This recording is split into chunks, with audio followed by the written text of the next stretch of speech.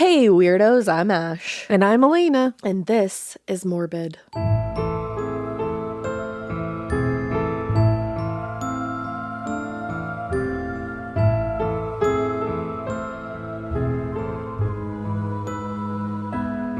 This is Morbid. It's Morbid.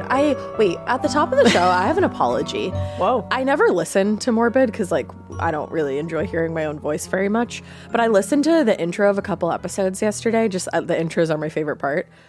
Why the fuck can't I stop singing to you people?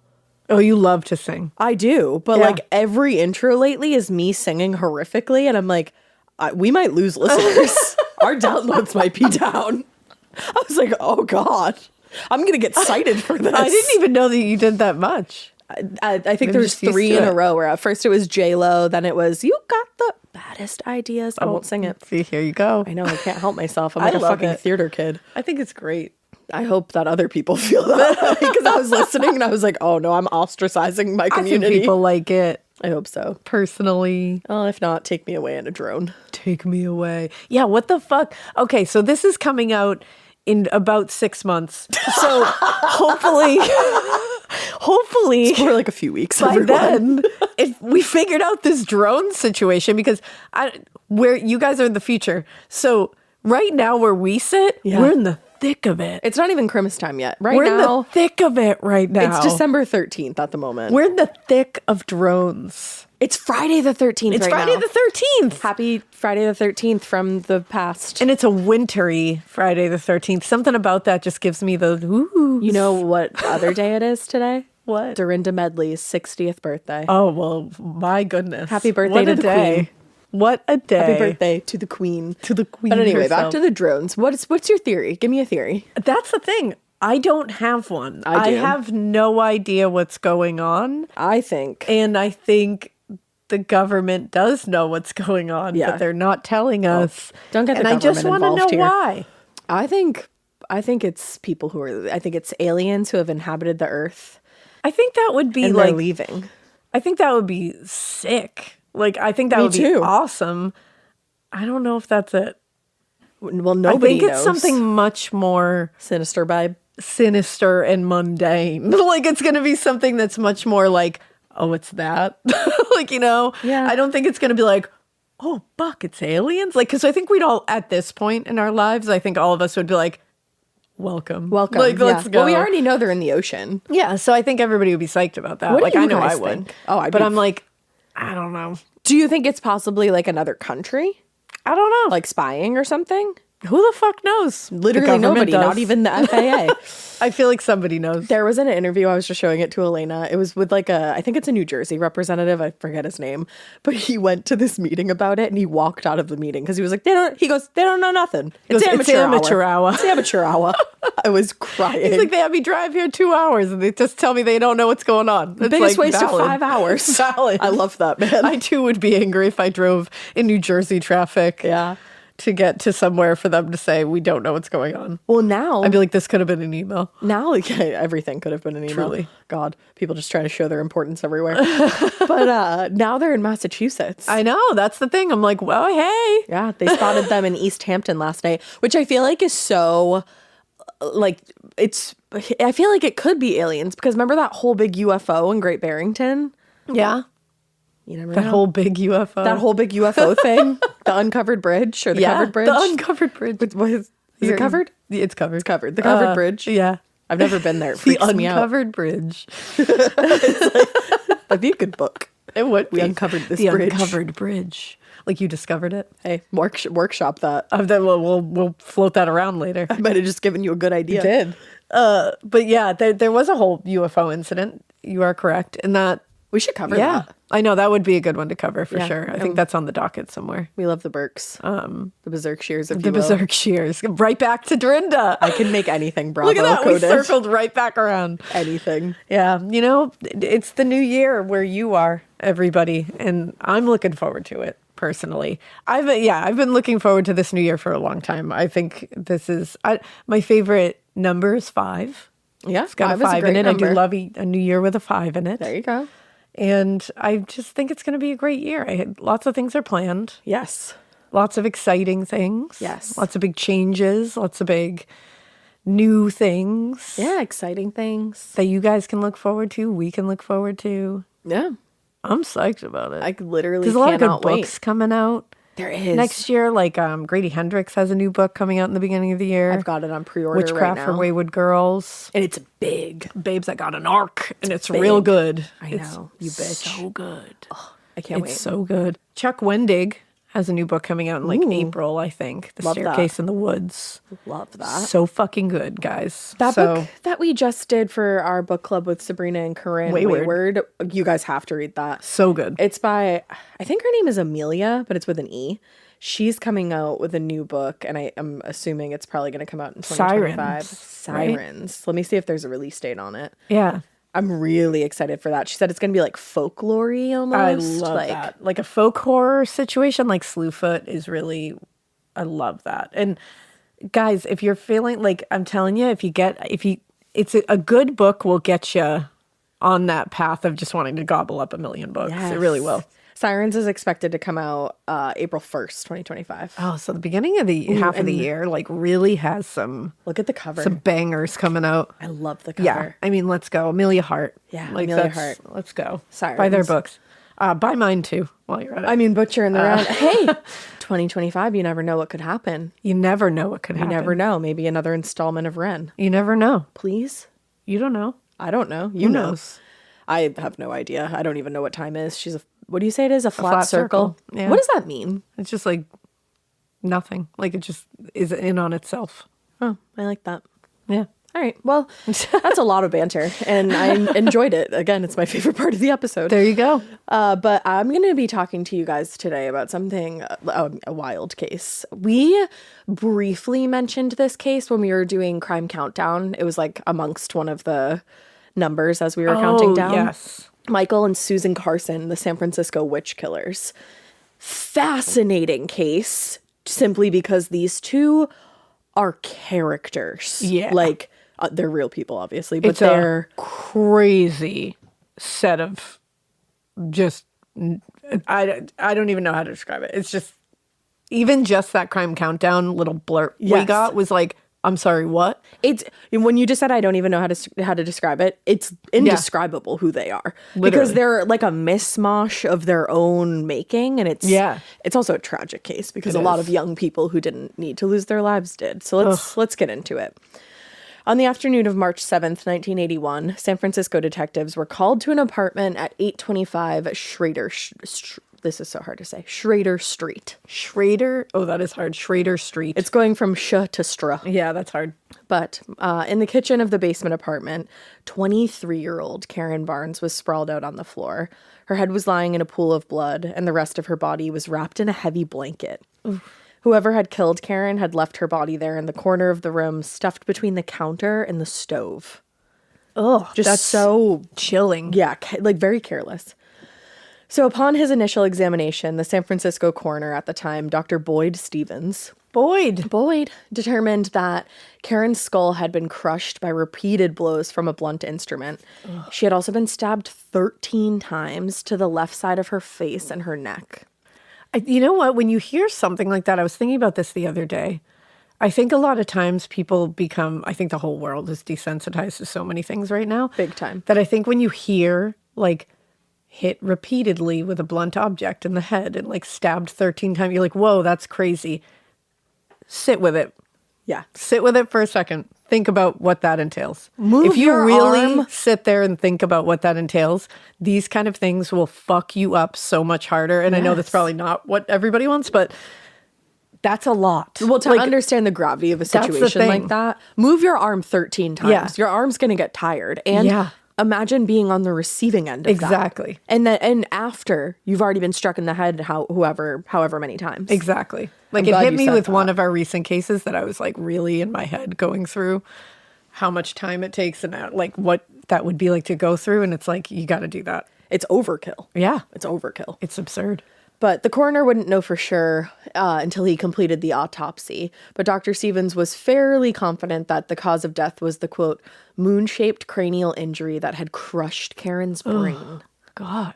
Based on the limited blood splatter on the wall, though, and the fact that there was no blood on the bottom of Karen's feet, he theorized that she had been attacked in her sleep and was most likely already dead or dying when her killer started stabbing her. My God. You hope that she was already dead just because to experience what she had already gone through and then to add 13 stabs to the face and neck on that, too much. No.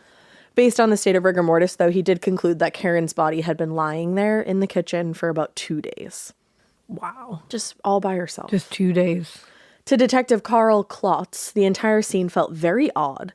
It was cold in San Francisco that March, but the heat had been turned off. There was almost no furniture in this entire apartment. There was just some throw pillows and a pile of blankets on the floor. It seemed like the previous occupants had been squatting there, probably not renting. The detective also noted a lack of electrical appliances in the entire apartment. There were no lamps, no radios, no televisions, and the entire apartment seemed to be illuminated by just votive candles. Oh. So this is like a creepy scene. Oh my God, yeah. But most unusual of all was the decor. Other than the obvious odors that accompany a dead body, there was a heavy odor of incense hanging in the air. And the only decor that the detective noticed was a large amount of strange crayon drawings on the wall. Oh. On the walls, excuse me. Oh, I hate this. He said they looked like they had been created by a 7-year-old kid.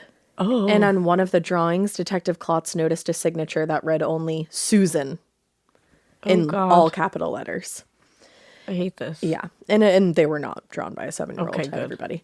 In another room, investigators found Karen's purse, which contained her identification, but not much else. In fact, the entire apartment was missing anything resembling evidence other than Karen's body in the corner.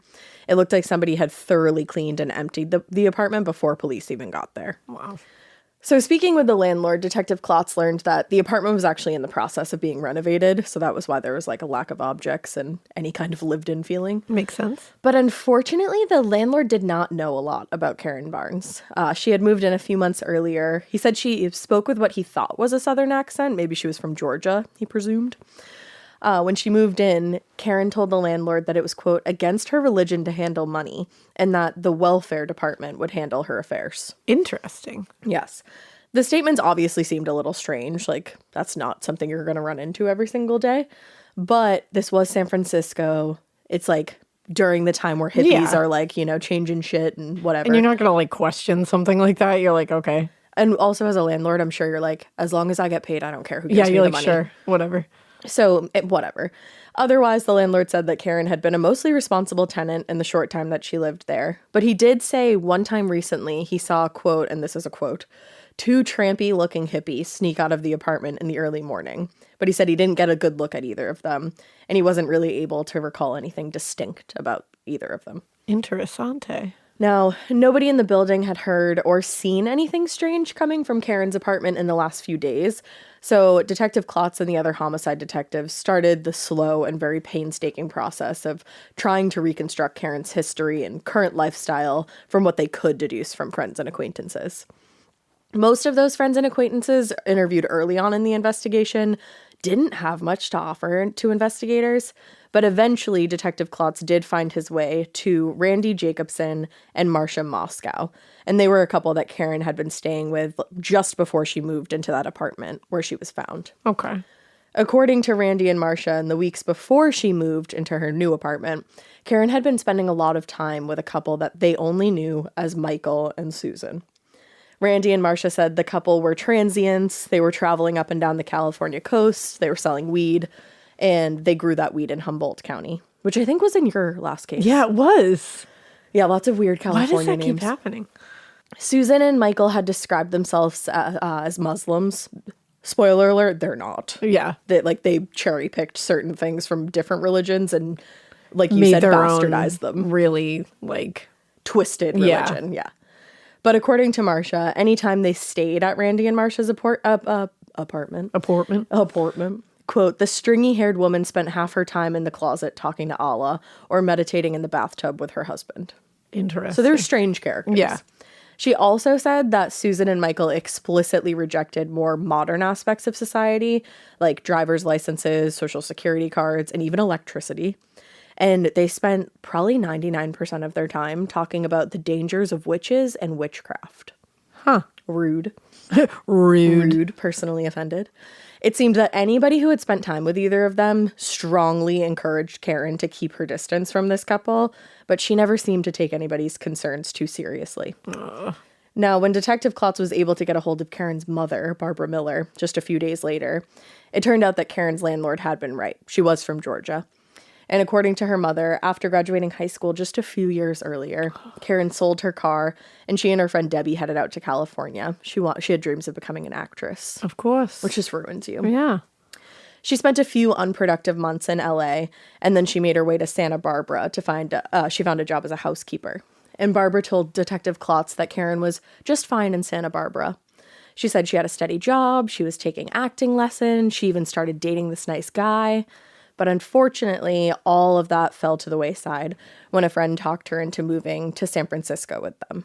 According to Barbara, moving to San Francisco was the beginning of her daughter's downfall. Oh, that makes me sad that she was doing well in Santa Barbara. Yeah, figuring it out, making moves to become an actress. Yeah. Now, in San Francisco, she found the exciting life that she had probably hoped to find in Hollywood. But instead of actors and celebrities, her new life was populated by hippies and drifters, people who seemed to be happy living on the fringes of society. Yeah.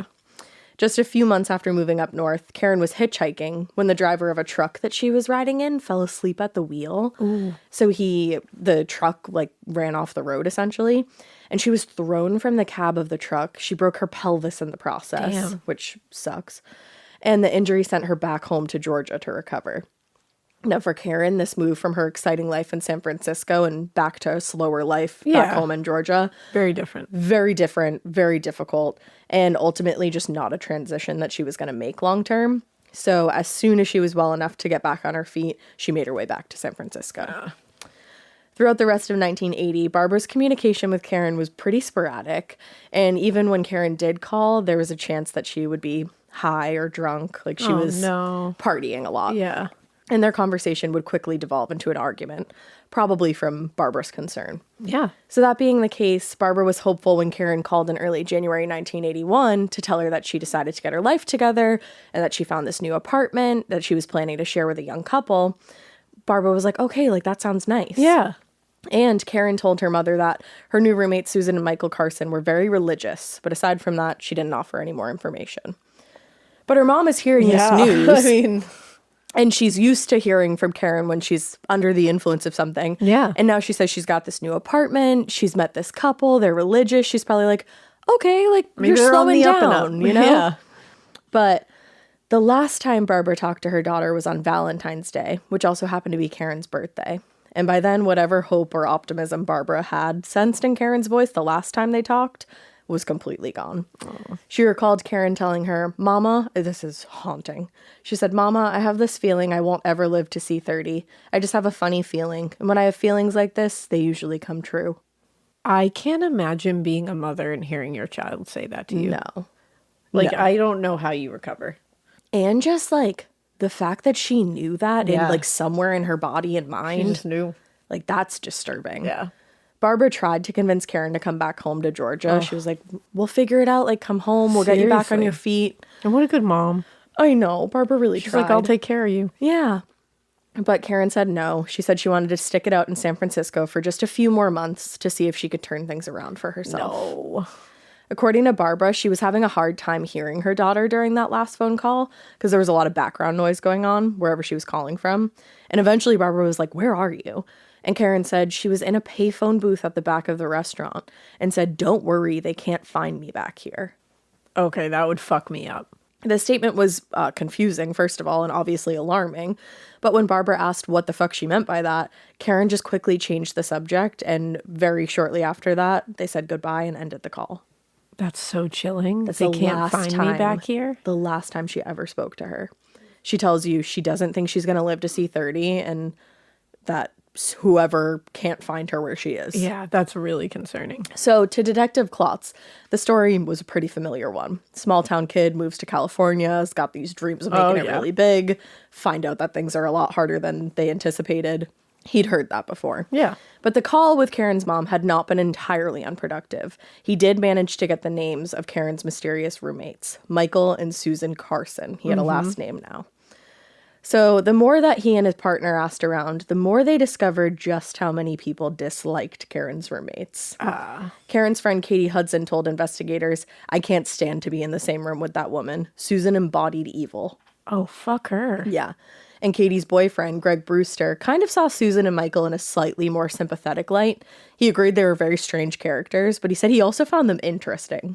Huh. It's weird to hear someone be like, she's the embodiment of evil. And then somebody's just like, I don't know, they're interesting. And it's especially his girlfriend says they're evil. And he like, says they're interesting. They're interesting, but they're weird.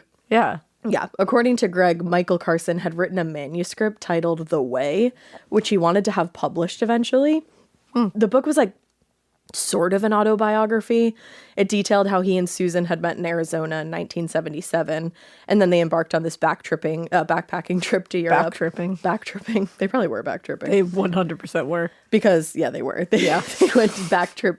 I was just about to say it again. Because that's what they were doing. They went backtripping to Europe, and they became drug smugglers there. Of course. When they came back to the U.S., Susan and Michael started traveling a circuit between California and Arizona, trafficking drugs and promoting, I guess what you could call, a very bizarre blend of mysticism and a very poorly informed understanding of Islam. They, like I said earlier, they picked little bits of Islam, but even the parts that they picked, they were not, they twisted them. It wasn't actual, I don't know if it's tenets of Islam. Yeah, honestly, it sounds to me like when people will take little bits of like Christianity and like all these other kind of like Catholicisms and, all that kind of stuff and pull little pieces from it. And sometimes they pull the worst pieces from them and then twist them to be even worse. Yeah. And then make their own little like shit religion. Ball of shit religion. Yeah. It's like, and it sounds like that's what they were doing. It's very culty. It's very culty exactly. behavior. It has cult vibes. So, through more interviews with Karen's friends and her acquaintances, a picture of Michael and Suzan Carson started to emerge. Nobody seemed to know anything about their backgrounds other than the fact that they came from Arizona, but everybody got the sense that they both seemed to be suffering from some kind of mental illness. They certainly sounds that way. Yeah, they were not all there. To Karen's friend Lillian, a registered nurse, Michael and Susan, she said, seemed like classic schizophrenics, and that the moment she met them, she got the feeling they were dangerous. Oh, wow. Yeah. That's scary. Yeah. I can understand why people would get that feeling. And obviously, like, you don't want to judge a book by its cover, but Sometimes see them. You got to, man. I love book covers. I do judge a book by its cover, to be honest. I'm just going to be real with you. You got a good cover, I'm going to buy it. And that's that. You don't make your full judgment. Yes. Don't make your like the judgment and sentencing on a cover. Right. But you can take some little bits and pieces, gather some evidence from the cover. And it's also like a gut instinct. You know, like sometimes you see someone and regardless of what they look like, you get a feeling from them. Exactly. Looking at the two of them, you get a feeling from them that they do embody evil. Yeah. You looking? I am. I get a feeling. Evil. I got a feeling. Could be bunnies. Yeah. That's the thing. Like, there's something in the eyes. The problem, there's nothing in the eyes, actually. That's the problem. Nailed it. Thank you. Nailed it. Yes. So for the most part, it seemed that the only reason anybody even tolerated Susan and Michael's presence was because they always had, quote unquote, good drugs. Oh. Yeah. Okay. Good reason to be friends with people. Yeah. But by early 1981, even that wasn't enough. The good drugs would not suffice. Okay. According to Marcia Moscow, Karen's former roommate there, when she and her partner Randy came home from a vacation to Mexico, they just found Michael and Susan squatting in their apartment. Can you fucking imagine if you go on a vacation with your mans and you come back home and your old roommate's friends are squatting in your fucking place? No, I cannot. Also, neither of them seemed embarrassed or guilty at all about having, taken full advantage of Randy and Marcia. Awesome. On the contrary, even after Randy and Marcia came back from Mexico, Michael and Susan were like, yeah, we are not going to leave. We're just here. We live here. We're just here. That's a no for me. And it's not like they were just like regular. Well, first of all, they weren't roommates. They were squatters. But they weren't just regular squatters, I guess. They were worse because their constant presence became a very serious source of stress for Marcia in particular. I would lose my mind. They would just endlessly rant about the coming apocalypse all the time. Yeah, and she was like, I can't handle this. Like, we gotta go. That's really inconvenient and also very existential dready. Yes. Yeah. I would cry a lot. And this was like before people went to therapy. So can you even imagine? I'm going to therapy about the end of the world right now. I can't imagine not having that at my fingertips. For real. Even though there were people who were, like, most people were just put off by Suzan and Michael Carson, there were some people within their social circle who had actually had very intense confrontations with them. That's not shocking to me at all. Yeah, no, me either. When Karen's friend Sybil learned of her murder, her first response was, I'll bet Suzan and Michael did it. If you have anyone in your social circle that you'd be like, oh yeah, they definitely did it. My goodness. My God. Yeah. Like, you gotta rethink that social circle. Yeah, move away from that social circle. It. Yeah. According to Sybil, she said Michael bore a strong resemblance to Charles Manson in both appearance and personality. Oh, I thought you were going to just say, like, she was like, he looks like Charles Manson, so he probably did it. I was like, that's not super fair. No, that's not super fair. She said he looks like him and he acts like him. But personality, yeah. So that's scary. He was very intense, very distant, and it was in a way that made her feel deeply uncomfortable. But it was actually Suzan who she really disliked. That seems to be a pattern here. It sure does. One night, when they were all hanging out at a friend's apartment, Suzan just out of nowhere accused Sybil of being a, quote, witch consorting with the devil, and she screamed at her, throw your necromancer book away, you're trying to open the gates of hell. And she didn't yell back at her, hell yeah! I think she Let's said, party! I think she said, what? Hello? Like, imagine Who? Out of nowhere, someone's just like, Witch. you're a witch consorting with the devil. Throw your necromancer book away. I would literally, you're trying to open the gates of hell. I'd be like, please elaborate. Tell me like, more. What made you think that about me? Tell me, is that my aura? Oh my God. Is that my aura? Is that like what you first thought? But genuinely, like, But like, in that was reality, like an unserious way of looking at it. In reality, that's terrifying. What the Yeah. fuck? I would cry. I would. Yeah. I would cry. Because this isn't like somebody being funny and being like, I think you're a witch trying to consort with the devil. She's like, I think you're a witch trying to consort with the devil and you should die. And I want to do something about it. Exactly. Yeah. But a few weeks before the murder, Sybil could clearly see that Suzan and Michael's influence on Karen was like, growing, exactly. Yeah. Karen came to Sybil's apartment and declared emphatically that she had found the Lord, and she insisted that Sybil abandon her quote-unquote witchcraft and magic, or she would be, quote, condemned to hell. Sybil was like, boy. Okay. This is when it gets gnarly. Exactly. Keep it to yourself. Keep it to yourself. Karen had always seemed pretty naive and innocent to Sybil, and probably more than a little too trusting. Oh. So when she recognized that Karen had become essentially indoctrinated by Michael and Suzan, she decided to keep her distance from all three of them. Yeah. She closed that social circle. Yeah, because honestly, it's like, what do you do? I don't know. When it's like, when it gets to that point, it's like, it's really hard to pull someone back out of that. Well, and you just have to protect yourself. Yeah. You know? Now, by all accounts, Karen Barnes was exactly the sweet, naive young woman that everybody said she was. That makes me sad. I know. And as far as Detective Klotz could tell, it was most likely that naivete that got her into trouble, unfortunately. That's even worse that they prey on people like that. Yeah, and I don't even like to say naivete. It's just trust. She was trusting. Yeah. According to one friend, Karen always went for the underdog, and as soon as she met Suzan and Michael Carson, she was mesmerized and just wanted to help them. Oh. That's all she wanted to do. And they have like cult leadery vibes, so Big it's like time. that, and that's what they do. They prey on people who want to help other people or you know, vulnerable in some way. They hunt them down, exactly. Yeah. Within a few days of the murder, Suzan and Michael Carson jumped to the top of the suspect list, at least as far as Detective Klotz was concerned. But the problem was, in that kind of culture that really existed on the fringes and, you know, was probably pretty resistant to cooperating with the police, finding leads and evidence felt increasingly impossible. Oh, yeah. Not no everybody, one's going to talk. That's the thing. Not everybody wanted to talk. Most of Karen's friends felt like it was entirely possible that the couple had something to do with her death, but none of them even knew their last names, much less where the hell they were. And Detective Klotz and his partner would end up spending more than a year chasing leads that inevitably just went nowhere. Wow. As they and the other investigators on Karen's case searched San Francisco for their suspects, Suzan and Michael Carson were already hundreds of miles away. They had hitchhiked north through California and into Oregon. I said it correctly. The Oregon Trail, you mean? No, it's the Oregon Trail. The Oregon Trail. I can't believe it. I can't either. I refuse. I refuse. I love you guys. Heart you. In their hitchhiking travels through Lake Creek, Oregon, they met a couple who told them about this abandoned cabin in this very remote section of the Cascade Mountains. They said you could definitely stay there for a while, and you could avoid most, if not all, of society. Whoa. Yes. Where is that place? Can you give me the coordinates? After being pointed towards an old logging trail that led into the mountains, they hiked into the forest and eventually found said cabin. Which I don't really know if you want to go to there, because it wasn't much more than a one-room shack, and they said it probably would have been blown over at the slightest wind. Yeah, it sounds a little bit like The Evil Dead. So yeah. I'm gonna stay away from that. Little too remote for me. Yeah. Despite the shitty accommodations, they actually stayed at that cabin in the Cascades for over a year, surviving on whatever they could grow from their garden, their vegetable garden, and whatever food they could scrounge from their occasional trips into town.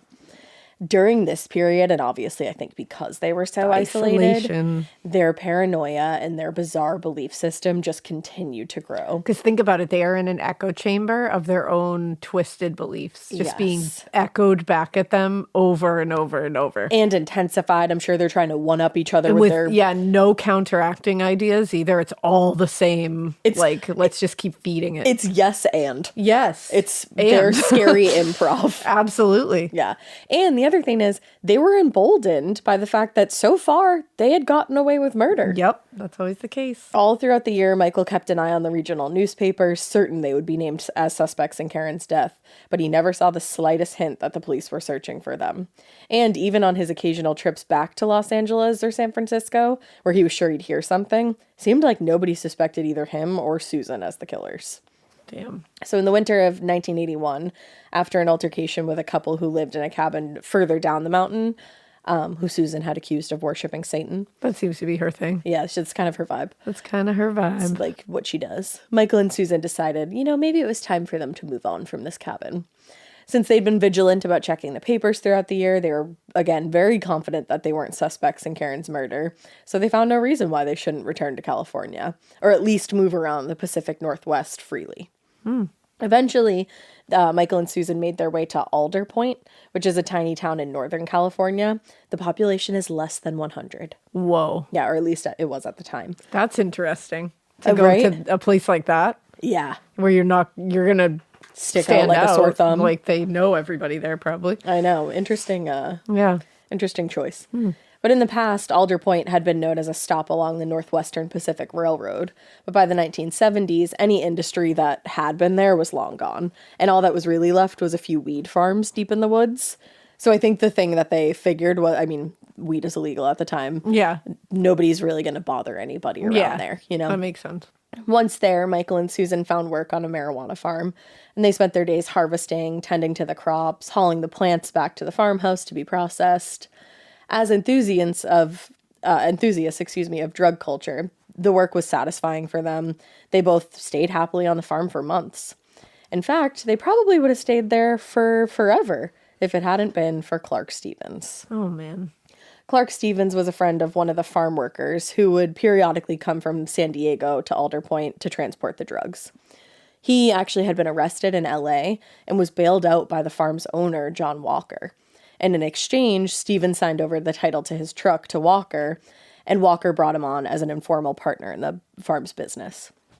As far as Suzan and Michael could tell, Clark was just another Southern California dude who came north to cash in on the increasingly lucrative pot farms in Humboldt County, and they fucking hated him. From the moment they met, Clark, Suzan, and Michael had been at odds over everything, and even the most casual conversations just escalated into arguments. Have you ever met someone like that you just fucking hate each other immediately? Yes. Me too. Yeah. As tensions on the farm continued to escalate, Suzan became convinced that Clark Stevens was a demon.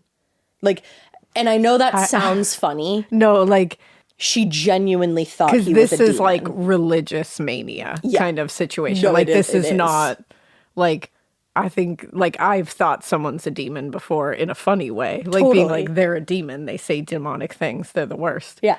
This is I think there's a demon yes. here, and I need to eradicate which is not good. Exactly.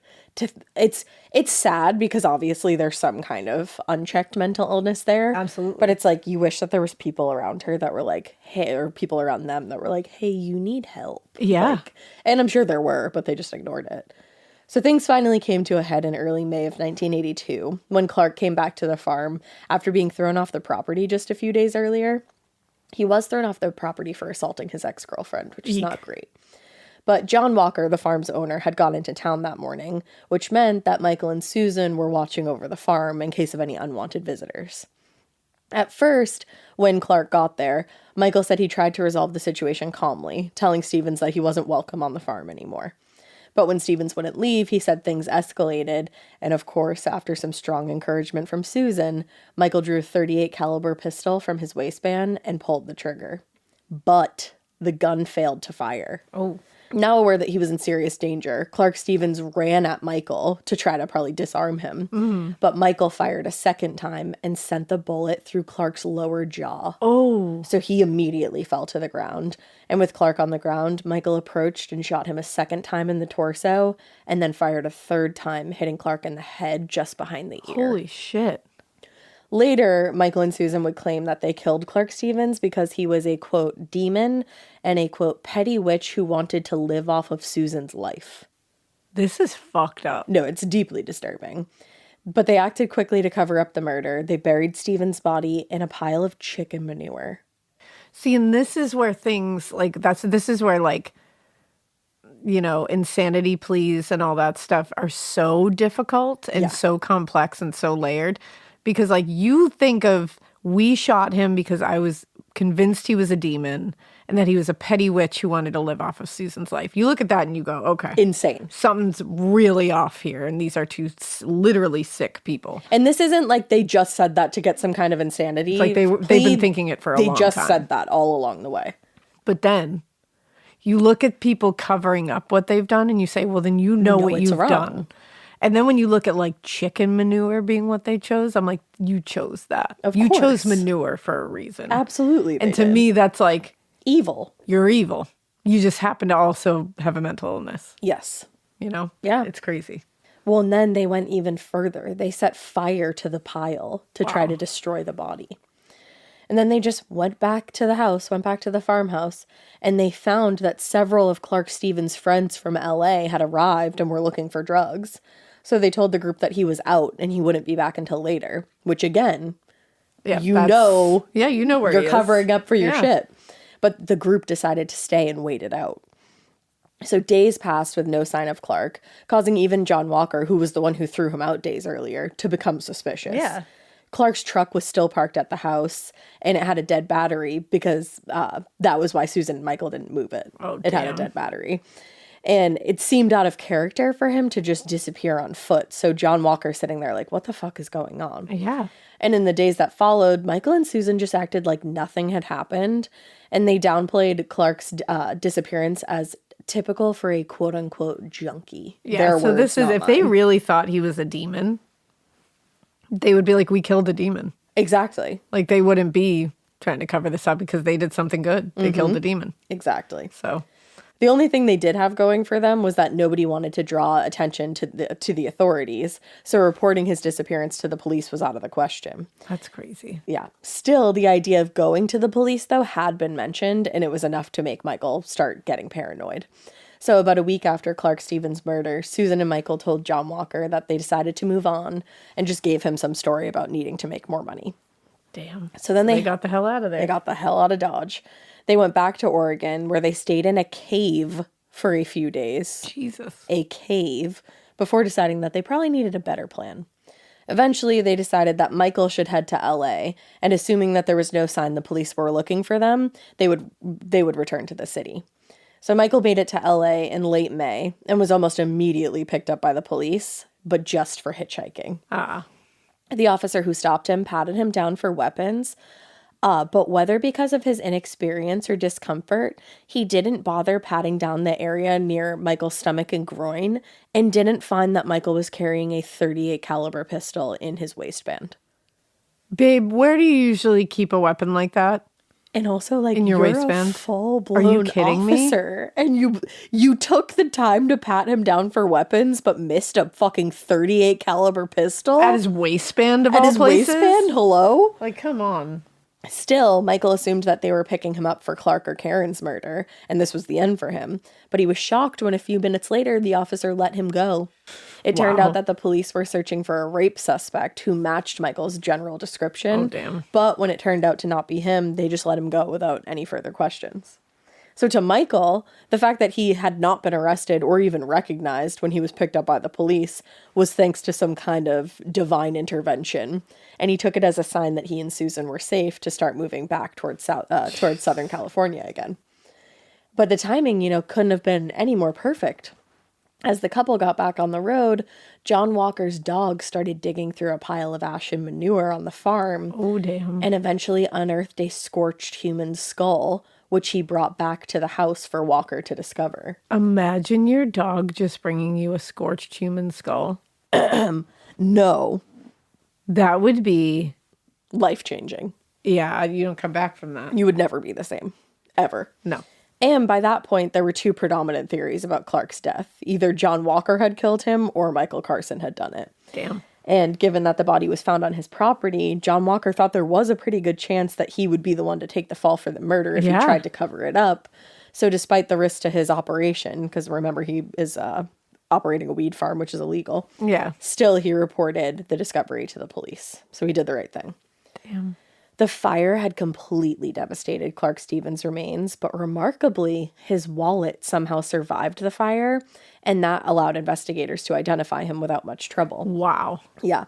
Walker told the detectives everything he knew about Stevens, and more importantly, everything he knew about the couple he suspected of killing him, Michael and Suzan. According to Walker, the couple was strange, and everybody on the farm usually just referred to them as the anarchists. The anarchists. And that was because they were constantly quoting from the Anarchist Cookbook, which is a 1971 manifesto that included instructions for making bombs and other weapons of guerrilla warfare. Wow, okay. Yeah, just walking around a peaceful farm quoting that. Cool. But like the murder of Karen Barnes, Clark Stevens' murder quickly turned into an investigative headache. Not only was this victim an off-the-grid kind of guy, but the suspects were equally and frustratingly mysterious. The other thing working against investigators was the fact that in a part of Humboldt County known almost exclusively for its marijuana industry, finding reliable witnesses who were actually willing to talk to the police was essentially impossible. So in almost no time at all, the investigation into Clark's murder went cold, and it would still be several more months before the case broke open. Damn. So now we have two murders. Yeah. Now, when investigators in Humboldt County were finally able to search Michael and Susan's camper van on the farm, they made several surprising discoveries that pretty much confirmed what they had already learned about the couple. Among other things, detectives found a box of .38 caliber ammunition, which was the caliber, again, used in Clark Stevens' murder. They found a driver's license for a man named Richard Arata, which turned out to have been stolen the previous year. Awesome. A copy of Michael's manifesto, which was titled Cry for War. Oh. Yeah. And as far as the investigators could tell, the manuscript was really not much more than ramblings of a very disturbed mind. Not shocked. But it also included a number of very alarming comments, including labeling high-profile people like President Ronald Reagan, Vice President Bush, and California Governor Jerry Brown as targets who, quote, must be eliminated because they are witches. Whoa. Yeah. In the days that followed the discovery of Clark Stevens' body, investigators in Northern and Southern California had been in contact and had strong reason to believe that the couple suspected in the Stevens murder weren't just suspects in the Barnes murder, had also had a handful of run-ins with the law in the past 2 years. But the problem was, at that point, Michael and Susan were off to the wind again. They're just off. And just They're on nobody the knows yam. where the fuck they are. Yeah, they're on the yam. The yam. Michael and Susan spent months just camping and hiking throughout Northern and Central California. They just retreated deeper and deeper into that shared psychosis, and their delusions were spinning wildly out of control. That's so scary. It's so, like, yucky to think about. Like, think about the stress, the anxiety, the paranoia, the smell. hate, the smell. Like, all of that just, like, makes my, like, stresses my nervous system out to think about. Yeah, the lack of showering. All of it. the lack of Common anything sense, good at logic, all. Anything. love, compassion, empathy, anything good. humanity. Yeah. Any of that. All those adjectives. Yeah. At some point also, Susan received what she believed was a message from Allah, she said, commanding them to go to Texas to continue their war against demonic forces. Okay. So, in late fall of 1982, they started heading south to do just that. They reached Bakersfield, California on January 11th, 1983, where they were able to flag down a passing truck driver who actually stopped to give them a ride. The driver introduced himself as Jon Hellyar and asked whether they had a joint, which they did. What does that say? Cash, ass, or grass? Oh, yeah. They had grass. They had grass. They had grass. So later during their trial, Michael and Susan would claim that Jon, the driver of this truck, had attempted to sexually assault Susan and that Michael killed him in defense of his common-law wife. No. Incorrect. And really cool of you to try to sully that man's name and death. Yeah. Especially when you hear more about this man and what he was willing to do for them, like, you guys can go fuck yourselves. Because before that, Susan would tell everyone that she immediately recognized Jon as a powerful witch and somebody who needed to be eliminated. They are meeting so many powerful witches. It's crazy. Yeah. Powerful witches everywhere. A few years later, they would also make a similar claim, telling a reporter that they, quote, plotted the death of Hellyar because he was a witch, triple Scorpio, who was making sexual advances toward Susan Carson, punishable by death under their faith. Whoa, what does the triple Scorpio of it all have to do Not sure. with that? Poor Scorpio. Scorpios get a bad rap. I was just going to say, like, poor triple Scorpios out there. I know. You know Scorpios what? in general get such a bad Yeah, rap. Scorpios out there. This one's for you. I'm pouring a fake thing out. Me too. Pour I one love out for you. Scorpios. Yeah. Anyway, Michael and Susan changed their story so many times that most of the time to include their weird ideology. So it's impossible to know what really happened next. But what is known is that as the sun started to set over Bakersfield, Jon generously allowed them to stay at his house until the next morning, rather than send them back out on the highway to keep hitchhiking. He was like, you know what, like, it's the middle of the night, like, why don't you just crash here? Oh my At my God. fucking home. Yeah. What pieces of shit these guys are. And the next morning, he even offered to drive them back to the main road, where they would have been more than likely to catch another ride. He was like, let me get you further out so that you can actually keep going. Like, Yeah. He's just helping them out. Yeah. As they drove, Michael sat anxiously between Jon and Susan in the cab of the truck, just waiting for the right moment to pull out his gun.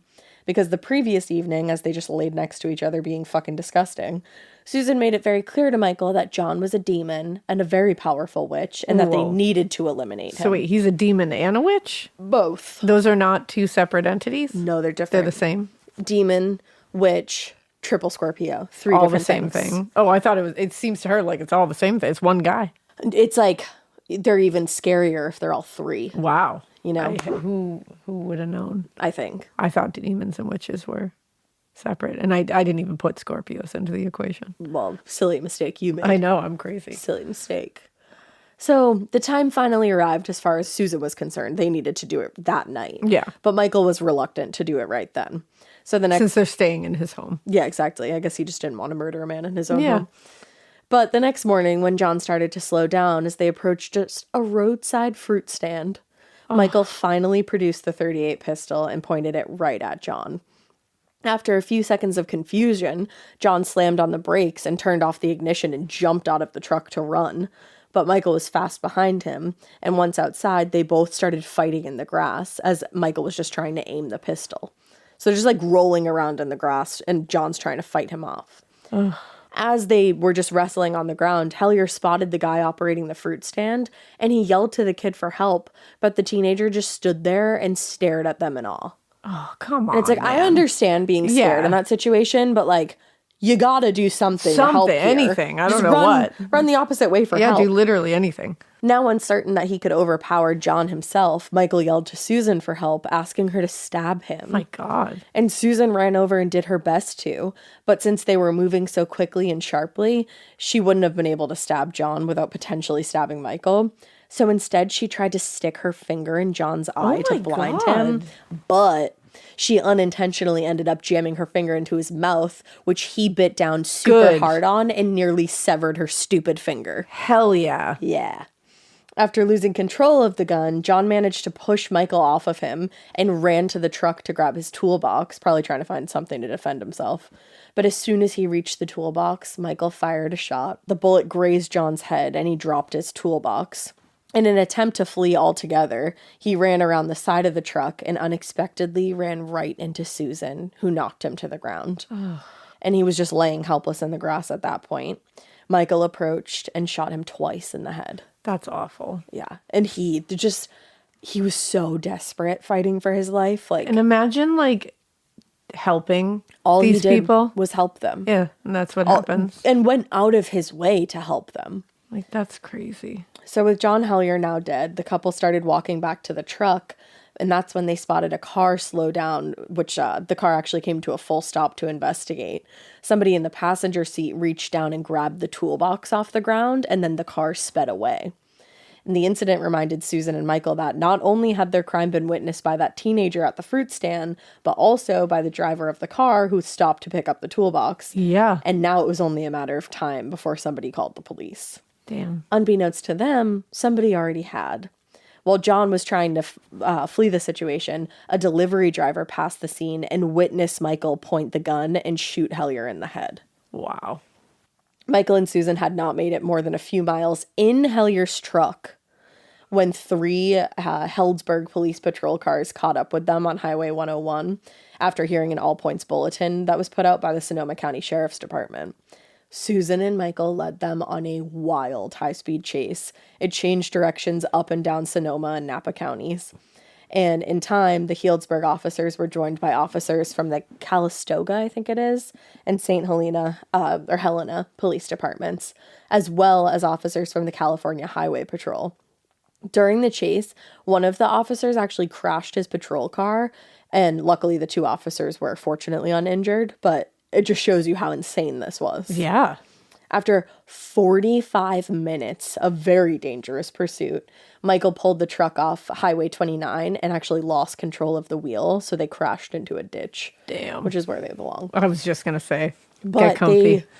they jumped from the vehicle, exchanged gunfire with the pursuing officers, and then ran off into a nearby vineyard. Jesus. It's insane. Holy shit. Yeah. Napa County Sheriff's deputies eventually caught up with them. It literally took a few minutes.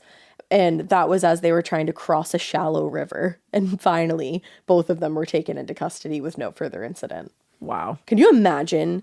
You just go to work one day and you're like, oh, it's like a Tuesday. It might be a crazy day. You never know, obviously, as a police officer, what's going to happen. I can't imagine that you wake up just thinking this is going to happen, anticipating this. This batshit crazy stuff is going to happen to you. No. My God. You're going to come across these 2 idiots. Yeah.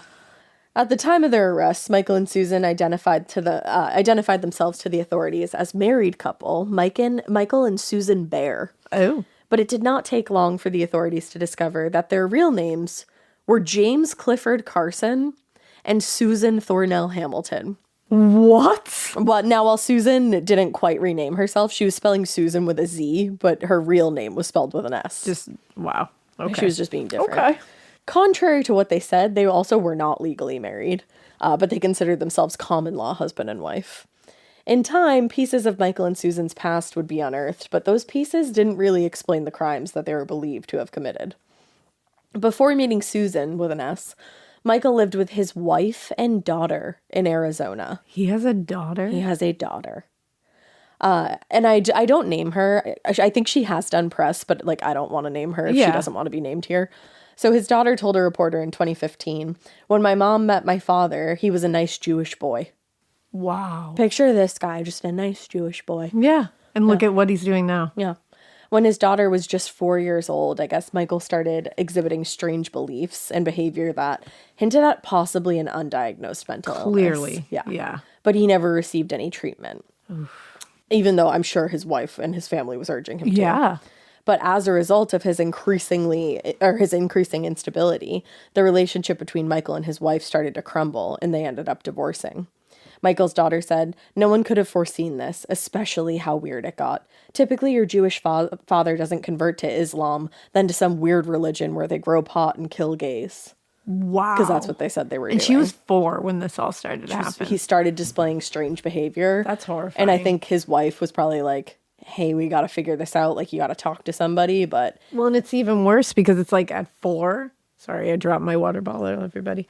At 4, you very much like know your father, your parent. You know what I mean? And to have him suddenly turn into a totally different person and then like disappear. Damn. Yeah. Well, and before he left her, some weird shit went down where like Suzan was a part of her life, which is even scarier. Yeah. Just wait. Oh, God. This girl's mom, though, Michael's ex-wife, she knew what was like. She was like, no, we're not. Is she a real with one? this. She's a real one. Okay. So not long after splitting with his wife, Michael met Suzan Hamilton at a Thanksgiving party, of all places, in 1977, and they very much hit it off. Like Michael, Suzan was also married and also living in Arizona, and she too had been struggling with mental illness. Damn. At the time, she was married to a newspaper executive and was raising 2 children. I did not see this. No, but her life was sidelined by a schizophrenia diagnosis that eventually ended up ruining her marriage. Michael's daughter told the Daily Beast she was living this posh country club lifestyle before she started using LSD and got involved with my father. This is the most bizarre thing I have ever heard. Same. Like, I did not see, I thought these two Were just always rolled this up way. out of the dirt like this. Like, I thought they were both just rolling through like Pigpen. There's like pictures of Mike. I couldn't find any of, or no, I actually did see one. There's pictures of both of them before, they met each other. Yep. And, I'm looking at them right now. took the path they did. Absolutely bizarre. She's literally like, it's like what his daughter said. She's a posh country club girly, and he's a nice Jewish boy.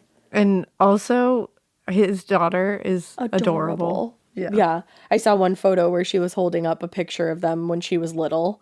It's like heartbreaking. Adorable. So despite the end of their respective marriages, Michael tried to maintain a connection with his daughter, while Suzan had no interest in her and actively tried to drive a wedge between Michael and his old life. Honestly, fuck her. Susan sucks ass. She does So does suck. Michael, but fuck Susan. This is horrible.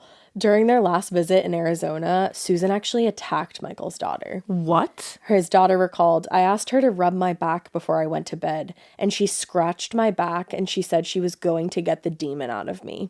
But more frightening to me than the injury was what she was saying. You can fool your father, but I know you're the devil, and I'm going to get this demon out of you. She's a little girl. And she asked this woman to rub her back before bedtime? She's probably like, I'm sure she missed her mom or she was uncomfortable, and she's like, can you just rub my back while I fall asleep?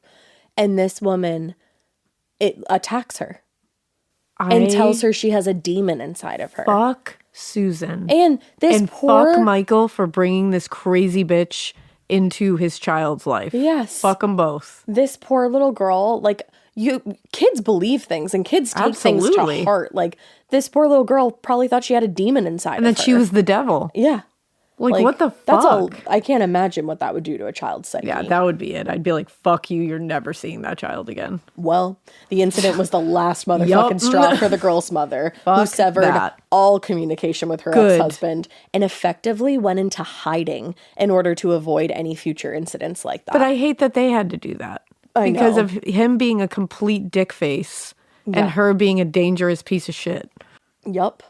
That sucks. Oh, I hate that happened to her. Yeah. But I'm so happy that her mom was like, fuck this. I'm taking you out of this situation. And how scary for her mom in the 70s. Like, and to have to worry about him, like, appearing somewhere. You have to literally go in hiding because of this asshole. Yeah, and you know that, no, I'm sure she thinks he's dangerous because God only knows what she heard. Of course. And then this woman attacks her daughter. She's probably terrified. Oh, my God. Wouldn't be a safe place on earth for that woman. Let me tell you. I'm telling you.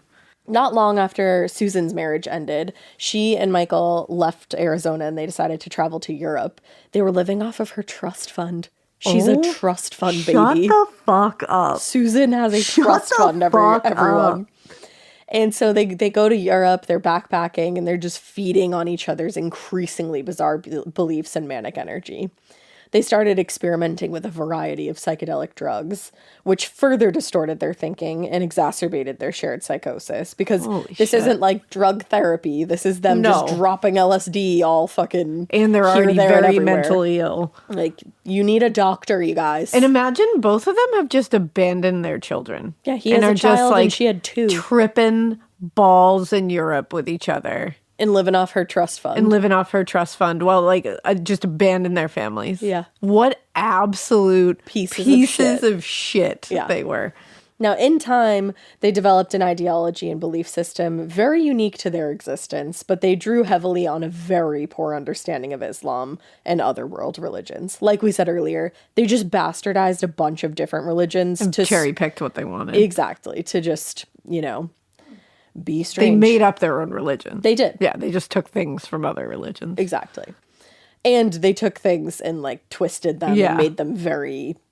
dangerous and awful. Yeah. To Suzan and Michael, they were warriors for Allah who strove to live a life of purity. Purity? I'm sorry. Is the purity in the room with us? Where the fuck has the purity been in all this? Not here. And they said they were committed. They were committed, to be honest. They were committed to eradicating the world of demons and witches, who they believed walked freely among the unsuspecting people of the world. Wow.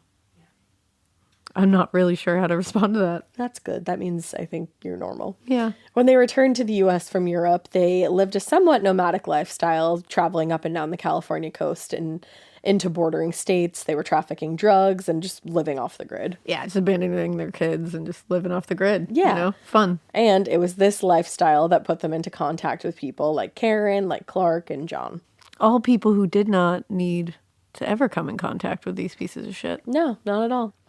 While the press dug deeper into Michael and Suzan's backgrounds, the authorities did their best to get any information out of the couple, but they would not budge. Both were being held without bail in the Sonoma County Jail for the murder of Jon Hellyar at this point, but they refused to speak to investigators about themselves or the crimes that they were accused of committing. During their arraignment in late January, it gets super bizarre. Their trial and it gets more bizarre? Their pre-trial and their trial is so bizarre. During their arraignment in late January, Michael declared that he and Suzan were, quote, political prisoners. No. And were victims of a, quote, conspiracy to deprive them of their right to a public trial. False. Incorrect. The arraignment was repeatedly derailed by outbursts, including an hour-long delay after Suzan angrily opposed the presence of her public defender. Her public defender. Christ. She told the judge, "I won't let that man near me. He is not my attorney. He will never be my attorney. My husband's attorney is my attorney." Whoa. Incorrect. The arraignment of Suzan and Michael Carson was, for those involved, the first glimpse into a long journey ahead of them as far as a trial went. Nearly every statement made by their respective attorneys, or even the judge, was met with outrage, mostly from Suzan, who demanded that they be tried together, and even went as far as to threaten to starve herself until that demand was met. So just let her. Exactly. When the judge insisted that they be evaluated by a psychiatrist, Suzan again reacted with defiance and told the judge, "Doctors? We don't do doctors. They are like swear words to us. We do not have diminished capacity. We are perfectly sane." Debatable. Debatable. I'm also and I love doctors. That's like a swear word. It's like, wow. I'm also like, I love that doctors are like a swear word to you, which like a swear word is bad, but you're full-blown murderers. Yeah.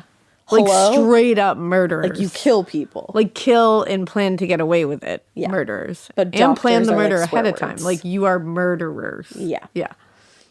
Suzan and Michael's antics in and out of the courtroom obviously had the press in awe. They all watched and waited for any new updates in the case and as it unfolded in the months that followed. When they showed up for a preliminary hearing in early March, Suzan and Michael stood next to each other in matching maroon jail jumpsuits, just whispering and giggling like children. And they've killed people. Killed people. Remember that. Killed people. Yeah. And this is a preliminary hearing, and they're like, LOL. So funny. I hate it. I hate it so much. When Judge Gary and Antolini threatened to sanction both of them for their disruptive behavior, Michael shouted, "Long live the IRA, death to the Queen," and was immediately removed from the courtroom. I mean, now you're just saying shit. You're just being disruptive. Despite their obvious mental illness, there was no denying that they both enjoyed being in the spotlight. Clearly. And they very much sought the attention of the press whenever they could get it. Yeah, they liked this. And they made provocative statements on purpose to get their attention.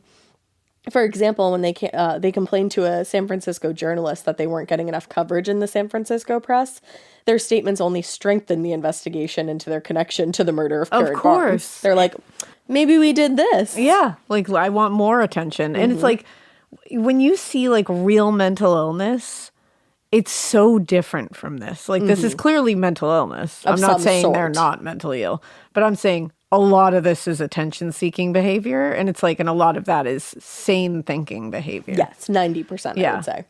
By the end of April, they had started reaching out to various journalists I mean, that's themselves. not... Come on. They're reaching out to various journalists around the state, and they hoped that they could use the attention of the press to promote their religious beliefs. That's the other thing. Yeah. By then, Michael and Suzan had confessed to the reporters that although they were charged with only one murder, they had in fact killed 3 people. They just fully said that. And they said it was for religious reasons, quote unquote.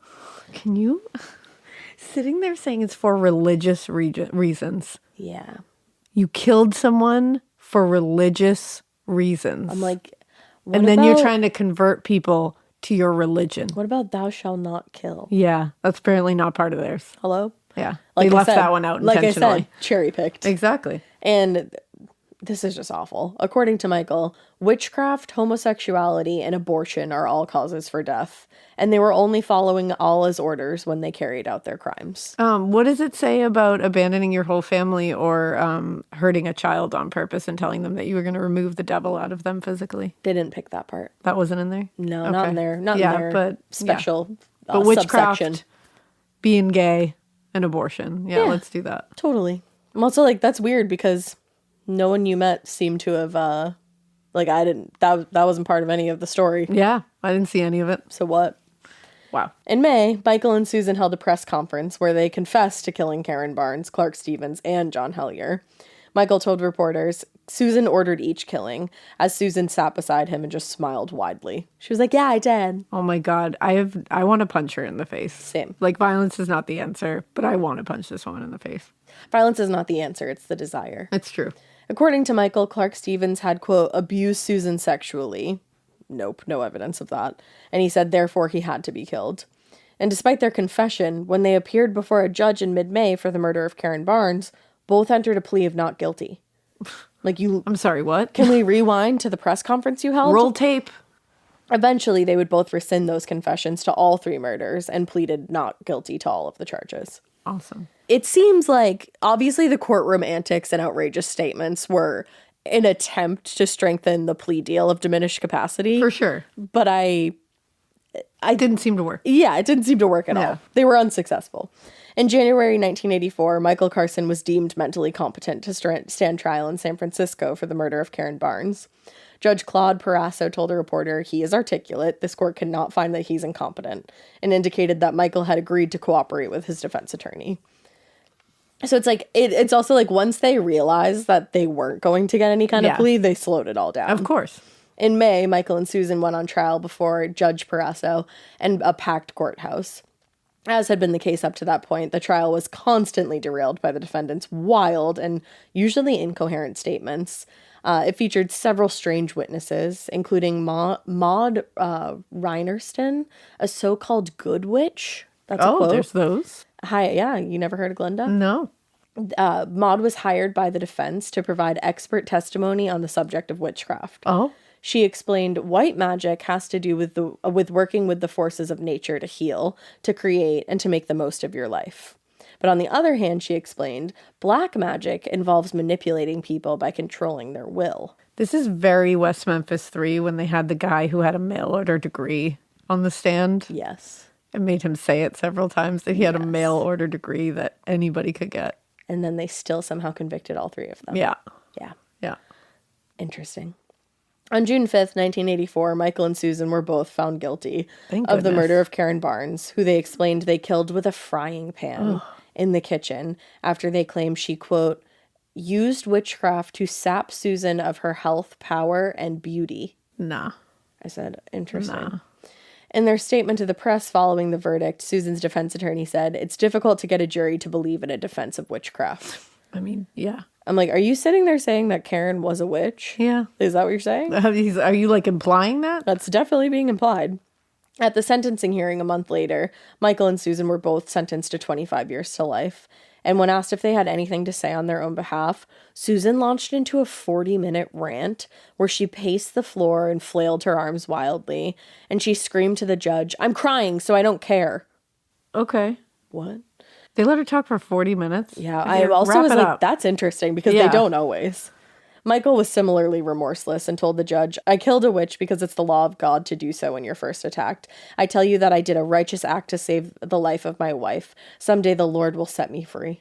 The Lord God will set me free. Spoiler alert, he won't. In the months that followed, Michael and Suzan were subsequently tried for the murders of Clark Stevens and Jon Hellyar in very similarly disruptive trials, and they were both found guilty and given additional sentences of 25 years to life for each murder. I love that. Yeah. I love when they do that. Oh, it's great. I love it. After the verdict in the 1985 trial for the murder of Jon Hellyar, Michael told reporters that he had been, quote-unquote, coerced into not taking the stand in his own defense, and that ultimately the entire trial was unfair. Babe, if you had taken the stand in your own defense, it would have gone a lot worse for you. Yeah, you would have gotten the same outcome. I think they would have built a new prison just to house you. Like that, you would have been bad. In 2015, Michael and Suzan Carson both became eligible for parole after that federal order dictated California's prison system had become overcrowded, and the state needed to consider releasing elderly prisoners or those unlikely to reoffend. And at that point, Michael and Suzan were both elderly. The families of the victims were completely outraged by the fact that their loved ones' killers might be released. But they were soon relieved when they learned that both were denied parole. Good. Karen Barnes' sister, Lisa, told a reporter, I'm so thrilled. I was terrified that they may let this crazy monster out due to her being a little old lady. Because it's like, Suzan, do you think her becoming a little old lady is going to change the fact that she's a crazy, dangerous bitch? Yeah. No. And she's just going to be an old, crazy, dangerous bitch. And we don't need that because that's even more manipulative. Exactly. And she was involved in the killings, but a lot of times it was her manipulating Michael into doing exactly. It. It's like, so she's dangerous. She doesn't need to do anything. She can just manipulate somebody else to do her bidding. Yeah. At the time, neither Suzan or Michael seemed particularly interested in parole, and Suzan didn't even bother showing up for her parole hearings. In June of 2015, Michael canceled his parole hearing. He was busy. He told the committee that he refused to abandon his religious beliefs. Oh, he's still on it? Yes. I thought they would have gotten rid of that. Nope. In a letter to officials at Mule Creek Prison, he wrote, I know this is absurd. No one is going to parole me because I will not and have not renounced my beliefs. You're right. In 2020, he became eligible for parole again, and the victim's family spoke out against him with a unified voice. This time, they were also joined by his own daughter. Wow. Who also objected to his release. She said, I truly believe that just because he's old does not make him safe. Yes, you are right. With his lack of regret and his views and the hate he's filled with and his demented mind, I think in a year or less, someone else will be dead. Yes, I agree. For his own daughter to say that, yeah, that holds a lot of weight. Ultimately, his bid for parole was rejected. In the years since their arrest, they have been suspected of various violent crimes committed in and around California during the 70s and early 80s. Oh, I bet there's plenty. There's gotta be. But there's never been sufficient evidence produced that could actually link them to those crimes, but they are very much suspected for more. As of today, they both remain incarcerated, and they won't be eligible for parole again until 2030, which is not really that far away. I wonder how old they are now. Yep, 74 and 83. Keep them in there. Keep them in there forever. What I have to say. Scary, scary case. And really so scary. Sad. Like, a lot of these people were good people, and nobody deserves to be killed. No. You know? That's the thing, and especially the way that it all happened. It's awful. They, smeared these people's names, too. Yeah. They said that Karen was a witch, that Clark was going to sexually abuse Suzan. They said the same thing about Jon. They said that he actually had. Yep. It's unbelievable. Yeah, they're disgusting. Yeah, a wild They are case, disgusting. Though. And I'm happy that they're still going to continue to rot. Me too. Because they don't seem like they have any remorse either. No, they don't at all. And they still believe the same things. Yeah, they still are hate-filled bags of pus. So it's like, just leave them in there. They are bags of pus. They are. You're right. Bye, bitches. Well, with all that being said, we hope you keep listening. And we hope you keep it weird. But not so weird that any of this, because ew, don't be a bag filled with pus. Don't do it. Yuck.